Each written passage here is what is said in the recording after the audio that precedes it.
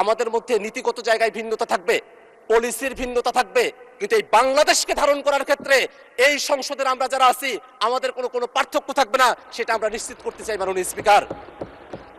Regional বিষয়গুলোতে আমাদের খেয়াল রাখা প্রয়োজন মাননীয় স্পিকার। আমরা এমন একটা রিজিওনে, আঞ্চলিক একটা অবস্থায়, পৃথিবীর এমন একটা স্থানে আমাদের অবস্থান যেখানে আমরা অনেকগুলো বাস্তবতার সঙ্গে আমরা জড়িয়ে আছি। এই বাংলাদেশে শরণার্থীদের ঢল নামানো হতে পারে সেই ধরনের চক্রান্ত আশেপাশে চলছে মাননীয় স্পিকার।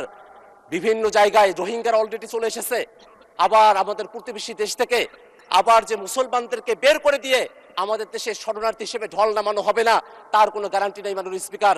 এই কারণে আমরা এই বাংলাদেশের যারা মানুষেরা আছি আমাদেরকে একতাবদ্ধ থাকতে হবে।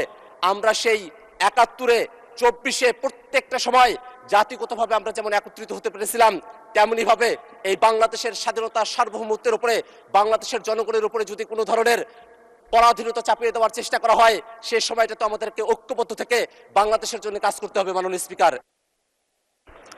যে আপনার সময় আরো ৩ মিনিট বাড়ানো হলো, ৩ মিনিট। মাননীয় স্পিকার আপনাকে ধন্যবাদ।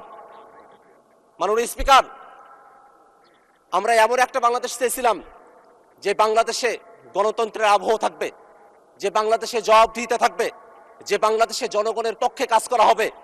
সেই বাংলাদেশটা আমরা যদি অতীতের দিকে একটু তাকিয়ে দেখি মাননীয় স্পিকার, সেই বাংলাদেশটা আমরা পাই নাই।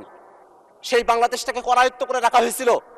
শেখ হাসিনা এবং আওয়ামী লীগ এই বাংলাদেশের উপরে যে জুলুম এবং শোষণ তারা চালিয়ে গিয়েছিল, সে সময়টাতে আমরা যারা এখানে আছি আমরা সকলে মিলে বাংলাদেশ রাষ্ট্রটাকে আমরা সংস্কারের কথা বলেছিলাম মাননীয় স্পিকার। এই যে এখানে আমরা যারা আছি সকলে আমরা বলেছিলাম শুধুমাত্র হাসিনা বা আওয়ামী লীগের সমস্যা না, বাংলাদেশের সংবিধানের মধ্যে ফেসিবাদের যে উপাদানগুলো আছে যেগুলো একজনকে হাসিনা করে তোলে, আওয়ামী লীগ করে তোলে, সেই উপাদানগুলোকে পরিবর্তন করতে পারাটাও আমাদের লক্ষ্য মাননীয় স্পিকার। এই কারণে হাসিনা এবং তার আওয়ামী লীগ বাংলাদেশ থেকে চলে গেছে, কিন্তু একই অবস্থানগুলো প্রতিষ্ঠানগুলো এখানে রয়ে গেছে। সেই প্রতিষ্ঠানগুলোতে হাসিনাকরণ করা হবে না, আওয়ামী লীগীকরণ করা হবে না, অর্থাৎ ফেসিবাদী যে হয়ে উঠবে না। সেই জন্য আমরা সংস্কারের প্রস্তাবনাগুলো নিয়ে এসেছিলাম মাননীয় স্পিকার।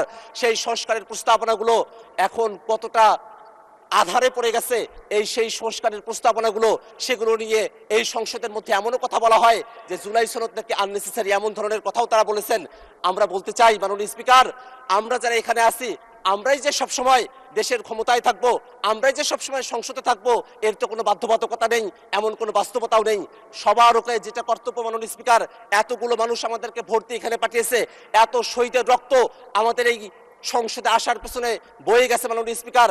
আমরা সকল মানুষদের প্রতি আমাদের কমিটমেন্টের জায়গা এটাই যে এই বাংলাদেশ রাষ্ট্রটাকে আমরা যদি সুন্দর করে সামনের দিকে পরিচালিত করতে চাই, অবশ্যই রাষ্ট্র কাঠামোর যে ঘুণে ধরা ব্যবস্থা সেটাকে সংস্কার করে গণভোটের যে রায় সেটাকে বাস্তবায়ন করতে মাননীয় হবে মাননীয় স্পিকার। মাননীয় স্পিকার, আমাদের অসংখ্য সমস্যা।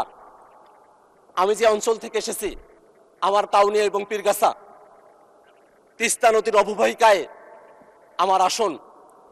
তিস্তা নদী আমাদের উত্তর অঞ্চলের লাইফলাইন হওয়ার কথা ছিল, কিন্তু শুকনো মৌসুমে আপনি সেখানে পানি পাবেন না।